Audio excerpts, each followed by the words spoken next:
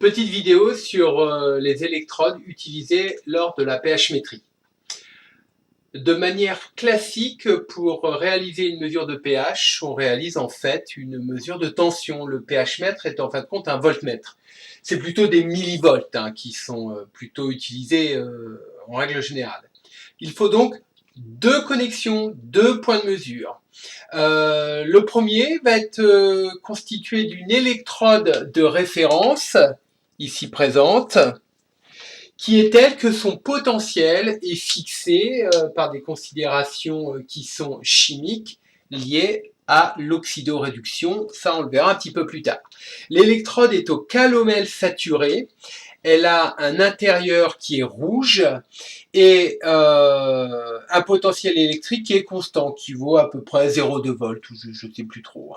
Pour qu'il y ait une connexion électrique, il faut à l'intérieur de l'électrode une partie métallique et puis en contact avec des ions qui communiquent via une partie poreuse ici avec la solution de référence qui est en fin de compte du chlorure de potassium, KCl, qui est en quantité importante. La solution, elle est saturée. L'autre électrode trempe dans le bécher d'étude. L'autre électrode est constituée d'une boule de verre, une sphère de verre, assez fine, donc c'est assez fragile, il faut faire attention.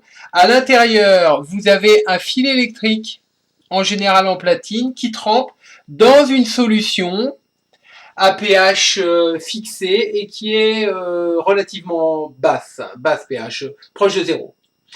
La solution extérieure a un pH différent. La paroi de verre est assez poreuse, pas trop quand même malgré tout, et ça implique des transferts, des micro-transferts d'ions.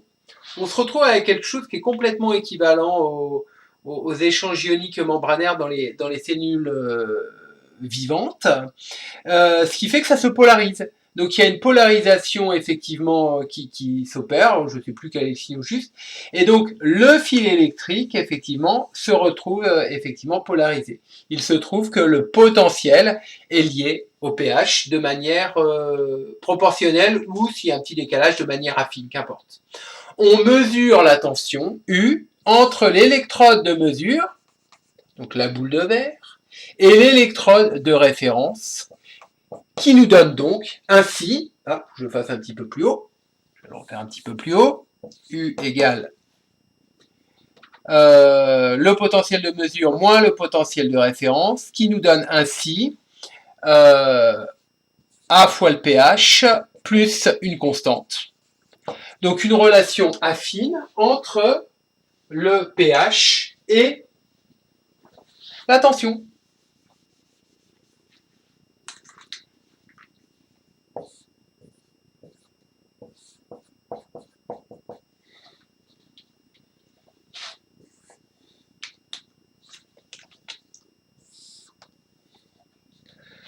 Pour étalonner le pH-mètre, il suffit d'avoir une solution tampon de pH fixé. Quand on valide, l'appareil mesure une première tension et une deuxième solution tampon. En général, on commence à 4, on finit à 7. Ou le contraire, on commence à 7, on finit à 4. Voilà. La machine mesure la deuxième tension, elle calcule automatiquement le coefficient directeur et l'ordonnée à l'origine, ce qui fait qu'on a notre relation affine qui est caractéristique du capteur entre la grandeur mesurée qui est U et la grandeur que l'on cherche à déterminer, à savoir le pH. Voilà comment fonctionne un pH mètre. Vous avez certainement utilisé en terminale une seule électrode. En fait, vous avez utilisé une électrode double dans la boule de verre.